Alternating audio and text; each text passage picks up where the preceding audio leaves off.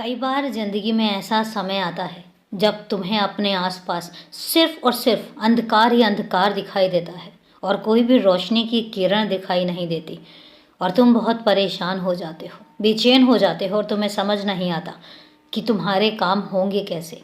तो सुनो, मैंने अपने बच्चे को जब गोद लिया है, जब मैंने अपने बच्चे को अपनाया है, तो फिर कितना भी अंधेरा क्यों ना हो, और मैं तुम्हें एक बात कहता हूँ कि जब कभी चारों तरफ अंधेरा हो और कुछ भी समझ ना आए, तो आप समझ लेना कि तुम्हारे बाबा की लीला बस शुरू हो चुकी है।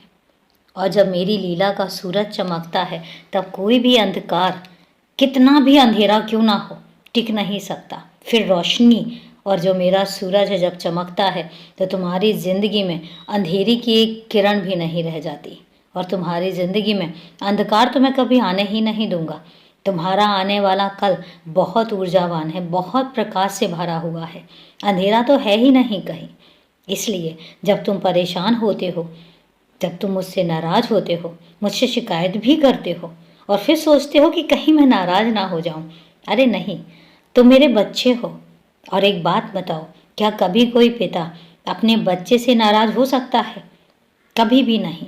मेरी नाराज़गी तुमसे कभी थी ही नहीं। ये हो सकता है कि कई बार तुम्हारे मन के मुताबिक काम ना हो और तुम्हें ऐसा लगे कि तुम्हारा बाबा तुमसे नाराज़ हो गया है, लेकिन मैं नाराज़ नहीं होता हूँ। मैं तुम्हारे बेहतर भविष्य के लिए कुछ योजनाएं बना रहा होता हूँ। अगर तुम्हारे मन की नहीं होती है तो ये मत कभी समझना कि मैंने तुम्हें सुनना बंद कर दिया या मैं तुम्हें नहीं सुन रहा हूँ। मैं हर कदम हर पल तुम्हें सुन रहा होता हूँ और मैं तुम्हारे लिए ही बहुत कुछ योजनाएं बना रहा होता हूँ, तुम्हारे लिए काम कर रहा होता हूँ। और उस समय पर तुम ऐसा सोच बैठते हो कि मैं सुनता नहीं हूँ, मैं ध्यान नहीं देता हूँ, लेकिन मैं उस समय भी ध्यान दे रहा होता हूँ।